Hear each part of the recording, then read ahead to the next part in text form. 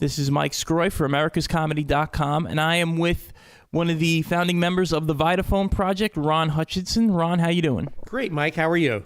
Good. Thank you for meeting up with me. I came across your website. I was watching a DVD on Laurel and Hardy, and there was a documentary on Vitaphone, which is the classic Warner Brothers short subject department, which was located in Brooklyn. And as I said, I found the documentary. I was watching it, and I enjoyed it. And I did a little research, and I came across what you're doing is called the Vitaphone Project, which is the restoration of old Vitaphone films and archives and things. So tell me a little bit about the project in general and what you do. Sure. When movies started to talk in the mid-1920s, there was a system that Bell Laboratories developed where the sound was not on the film, but it was on a separate 16-inch shellac record. Okay. And these things were synchronized with the picture and so on. And the films were made both on the West Coast and also in the Brooklyn studios on East 14th Street and Avenue M. And initially, they were vaudeville acts and comedy acts, people who were performing in vaudeville. They would go out to the studio and they basically film a 10-minute short subject and get paid pretty well for it. So you had people like Jack Benny and Bob Hope and Burns and Allen and many of these other folks committing their films, their acts to film. Over the years, these discs would be lost or broken, so on. So our project, the Vitaphone Project, seeks to find in collectors' homes and private collections and so on all over the world these soundtrack discs so that they can be matched again with the otherwise mute film. So imagine you're taking the picture and the sound and matching them up again so you can enjoy these old comedy acts and old vaudeville acts and so on. And what got you interested in doing this project, and how did you get started? Well, I mean, as a kid, I used to watch the Joe Franklin Show. Joe Franklin Show was a legendary program on New York television, at Channel 9, I think. And Joe would occasionally play old records, and he would show old movies, early talkie pictures and so on. And that got me interested probably at the age of 5 or 6 and started collecting records. And then fast forward to about 20 years ago, I got a lot of interest in old movies and early comedies and so on. So the idea of the Vitaphone Project really combines the love of movies with the love of and collecting of discs and records and so on. So they kind of seem to be a natural combination. And what was the first thing you actually recovered? What was that first moment like? Well, Mike, it's really interesting because the first one we found the disc for was Baby Rosemary, the Child Wonder. Now, folks who remember old television, Rosemary was on the Dick Van Dyke Show. She was on the Hollywood Squares and so on. She was in show business since the age of 2.5. But in 1929, she made a Vitaphone short subject singing 3 songs. This little girl, 7 years old, but she's singing like an adult, very guttural, very jazzy singing and so on. And we found the disc in Wilmington, Delaware. And the film had always been without the sound in the Library of Congress. So we were able to work with Warner Brothers and UCLA and got the film restored. This is around 1993 or so. And I was lucky enough to sit with her at UCLA right next to her when we screened that film after almost 80 years. So here's this little girl in black and white singing on the big screen, and everybody's looking at the screen and then looking back at me sitting next to her, and here she is watching herself on the big screen. So that was a really particular treat. And what was her reaction like? She must have been thrilled to actually hear this again. Well, when I first called her a couple of years before that we found the disc and I said we had found it, she said, Jack Warner told me 30 years ago that was lost forever. I was never going to see it again. So we were really thrilled to be able to surprise her with that. But then what they did was they usually just go to the next film. But in this case, they brought the lights up and she walked to the front of the theater, which probably had 400 or 500 people, and she paused. I mean, she's obviously been in show business forever, so she had the audience in her palm, and she looked at the screen, now blank, and she said, the dress I wore was blue. And I was looking over at the side because that's where my mother was. In other words, all these memories of 70, 80 years before came rushing back to her. So it was a real kind of a real treat to hear that. That's amazing. And When you find a lot of these records or even the films and things like that, like, how do people end up with these things and hold on to them for all these years? Well, there's a load of different possibilities on how these things could come to still survive. Keep in mind how old they are, how fragile they are. These are 16-inch shellac records. So if anybody's seen an old 78, imagine it's like a 78 on steroids. So it's very big. But the record collectors will come across them, people who collect what are called radio transcriptions, which were the same size in the 40s and 50s. Occasionally, they would get into the same stack. I found a big collection of 80 of them up in Connecticut a couple of years ago, and it was the grandfather of this family, and he ran 3 movie theaters up in Connecticut. So he just decided he would take some home. So very often, it's somebody who is somehow related to old movie theaters and that kind of a thing. And you mentioned you work with UCLA and Warner Brothers. When you started this project, was it difficult to get in touch with a lot of these large studios and big corporations to get this stuff restored, or were they eager to get their hands on some of this stuff? Well, I think we were fortunate in that Warner Brothers was the studio that took the chance on talking pictures in the 20s with this Vitaphone process. And fortunately, today, they are the most enlightened of all the movie studios. They preserved as many of their films as they can. I'm sure you've heard the horror stories. There's a lot of studios that just throw prints out. They really don't care a lot about them and so on. But fortunately, Warner Brothers and Vitaphone has been very well served by the people who are very forward-looking at Warner Brothers. So when we started the project, the one big fly in the ointment was they were very cooperative. But if you have a collector who's kind of wary of saying, I have this record, they're afraid somebody's going to come after them. Years and years ago, the FBI used to raid homes because they had old movies in their homes they weren't supposed to and so on. So I was able to get a letter from Dick May, who was the chief preservation officer at Warner Brothers at the time, saying not only would Warner Brothers not penalize anybody who had it, but they felt that if the film was restored, that collector ought to get their own copy, which is just a very enlightened view of preservation, which I have to say to this day, no other studios really have taken that kind of forward-looking approach. So as a result, the collectors opened up their lists of discs they had. I would go through them and we'd say, all right, we have these records, we have these films with no sound. What can we put together? That's incredible, and that's great that they would be so eager to work with people and not press charges also. Now, on the long lines of comedy, I know some of these short subjects, there was a lot of singing, there was also some drama. For the comedians, was this their chance to step out of vaudeville and onto the screen if they couldn't get big budget movie deals or feature films? Well, if you think about when these films were being made, this is 1926 to 1930. Right around that time, a bunch of things were happening in show business. First of all, radio was really coming up very, very big. That was a competition to vaudeville, where you would go to a theater and see 7 or 8 acts, usually some top act and smaller acts.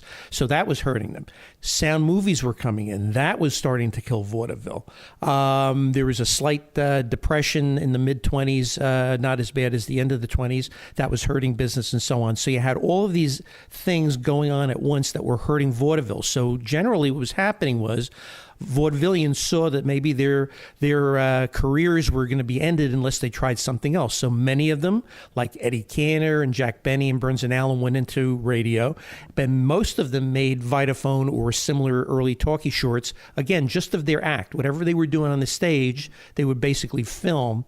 And the neat thing about it now is that now, if we didn't have these restored films, you'd have no idea what their acts were really like. So I guess you can kind of see their growth and you can see the process of how they develop their personas and things of that nature. A lot of the stuff that's out now on DVDs and home videos, I was even reading your newsletter. There was laser discs at the time. You do this. This is going back to 1993, which is quite remarkable.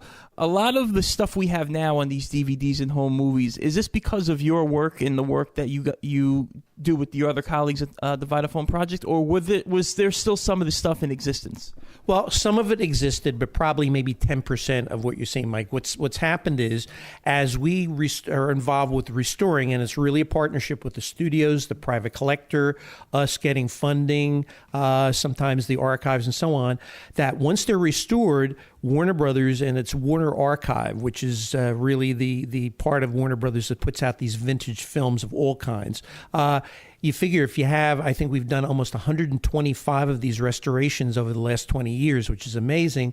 They have put them out on a whole series of DVD sets now. So there's a Jazz Singer set that has about 25, and then there's something called Vitaphone Varieties, 2 volumes that have together almost 100 vaudeville acts. And then now they have the comedy series, which you're probably familiar, which has Shemp Howard and Fatty Arbuckle. It'll have Bob Hope and Red Skelton and others.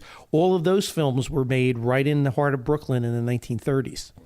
Now, why did they choose Brooklyn? Why did they put the movie studio in Brooklyn? And what advantage was it to the actors? In 1907, so long before the period we're talking about, one of the first pioneering movie studios, silent days, of course, was Vitagraph.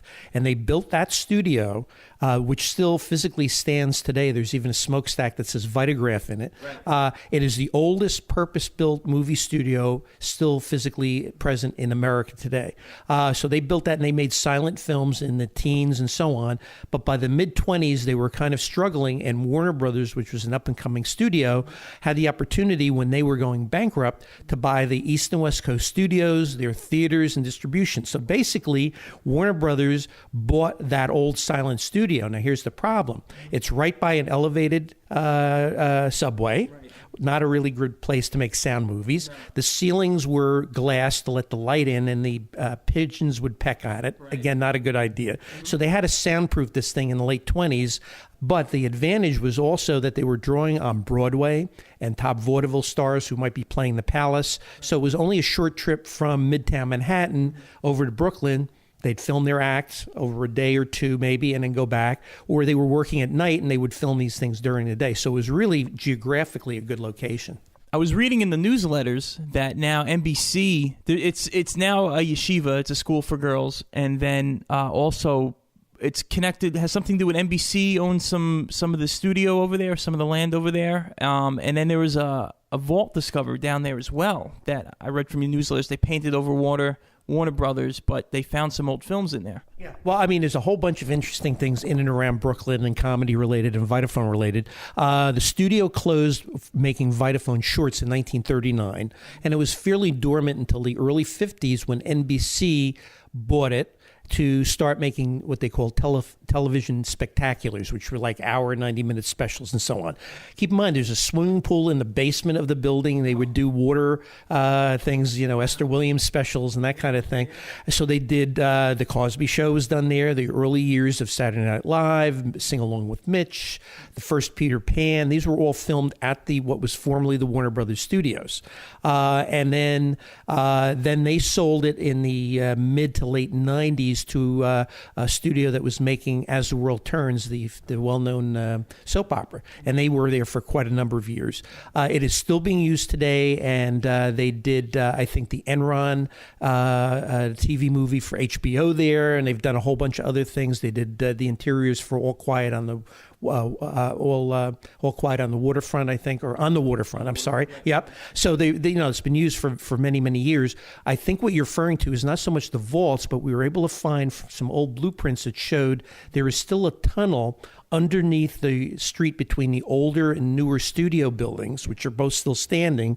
And we were there once, and we were able to see actually the outline on the wall of where they sealed it up in 1955. Now, we would love to break through. We've had no real success. On the one side is a studio, and it's too noisy for them for us to break through. And then the other side, it's a Hebrew girls' school, the Shalom School for Girls, and they have not so far given us the okay to break through the wall to see if there's stacks of films in that tunnel. Maybe there is. So is that more of like an architectural hazard, or they just don't have the time, or they don't want people down there, pretty much? Well, I think it's just getting somebody to agree to say, all right, you guys can knock through the wall and you're going to fix it afterwards, which I think we're trustworthy, but maybe one day we'll get to do it. Well, we hope so. There could be a lot of treasures down there. It might be worth their while to do so. I saw something that was very interesting on the website. There was a USA Today article on the Vitaphone Project website, and it mentioned that there were 100 sound shorts that came out before the Jazz Singer. Everybody attributes the Jazz Singer as the first talkie, but apparently Vitaphone, I'm assuming, or maybe it was some other studios as well, put out sound films before The Jazz Singer. Can you expand on that a little more? Oh, sure. First of all, The Jazz Singer was really not the first sound films. Almost since Thomas Edison made his first films, they tried to match picture and sound. I mean, he goes back to 1896, I think, having a cylinder phonograph to try to accompany the film and so on.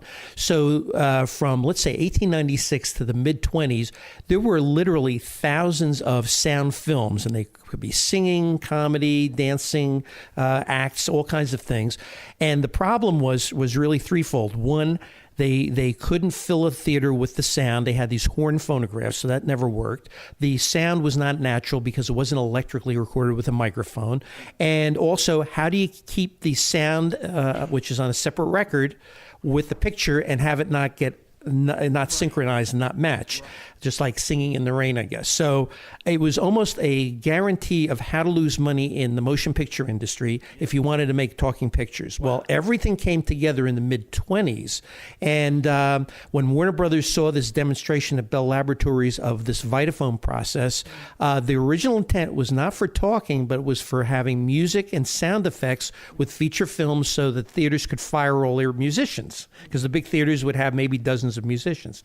And then as an afterthought, before the first one of these movies that they put out called Don Juan, they had 5 or 6 short subjects. Well, guess what happened? What happened was the big hit was not the feature. It was a guy coming out and playing the banjo. It was an operatic singer. It was a comedian and so on.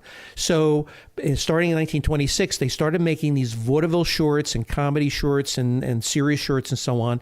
And more theaters got wired for sound to show these things. And then in October of 27, so maybe 18 months later, The Jazz Singer with Al Jolson comes out, and everything gels. You have the technology, but then you also have the personality of Al Jolson, who is like the biggest star in show business. And that's really what got motion pictures, talking pictures, finally to be successful. Wow, that's amazing. And Vitaphone was there from early on and helped make movies what they are today with sound. So how today has this internet, social media era helped you recover a lot of this lost footage and lost sound? I saw there was something about eBay, and you guys even reach out overseas. How has that been a big help? It's been tremendous. Now, remember, when we started the project in 1991, it was really the infancy of the internet. Almost anything anybody found was somebody would send me a letter, or it would be a phone call. So it was very kind of low-key, very slow going. Today, if, let's say, somebody finds a soundtrack disc in their attic and they see it says Vitaphone, they will Google Vitaphone and they will almost immediately find us. So I hear probably to the tune of 100 to 300 discs a year all over the world, people who say, I've got this, what do I have? Or I have 5 of these, my father ran a theater, what can I do with them, and so on. And obviously we're not in a position to be buying everything, but if they have something that's important, we will make sure that we have the contact info so that when a restoration becomes possible, we can get their disc even on loan. We have found, since we started the project, over 4,000 of these big soundtrack discs that were previously unknown. So that it's incredible how the internet has really jump-started how much we found. And occasionally film, as in the case of the Three Stooges film that was lost for 80 years. And that was Hello Pop. Yes. It was the only lost Three Stooges film at all. Every other one of their films is around, and the only known print burned in a big vault fire at MGM in 1967, which also lost Laurel and Hardy's The Rogue Song, London After Midnight with Lon Chaney, all these films where it was the only print. So this was a Technicolor 2-reel short they made in 1933 with Ted Healy, who was then the head of their act, kind of the big star. Sure. And all of a sudden I get an email from a guy in Australia the end of 2012, and he says, I have a film, I think it's important, I think it may be lost. And of course I knew immediately from the title Hello Pop that it was. We confirmed it, and then we were able to work with the collector because it was 35 millimeter nitrate film, which is highly flammable, can explode, catch fire very easily, and went through all the machinations of getting it shipped from Sydney, Australia area over over here, and it got restored immediately by Warner Brothers, which now owns the rights to it. And we did show it at Film Forum last year, and it was neat because it was almost to the day, 80 years since the film came out, that we were able to show the film, and of course, needless to say, packed houses, people seeing this again. Yeah, I remember when that came out, there was a lot of buzz about it, and that was exciting. And I'm a huge Three Stooges fan. They got me into comedy, so I think it's incredible that you were able to find that. The Rogue song was also featured on the DVD documentary. That was also a Technicolor track. We're almost out of time. If people want to reach out to you, what is some of the contact info any way they can get in touch with you? Well, I think the best way to reach me is just at our website, which is www.vitaphoneproject.com, or my email, which is just Ron, R-O-N, at vitaphoneproject.com. And on that website, we also have all our back newsletters, loads and loads of stills, announcements of the latest DVD releases. Hello Pop's going to be out sometime later this year, for example, along with a lot of other stuff. So I think either the email or the website are the best ways to contact me. And look for those big 16-inch shellac discs, folks, please. And is there a Facebook group as well, correct? Yes, we have the Vitaphone Project on Facebook. So there's a lot of always information going back and forth on stuff too, and excerpts and soundtracks and all kinds of stuff. So a lot of stuff going on. Well, we have to wrap it up. I wish we had more time. Ron, thanks for meeting with me, and thank you for all your hard work. And there'll be more to come, it seems, from all the efforts you and the team put in. So thank you very much. Thanks very much. Yeah, it just never seems to end. So thanks again for having me.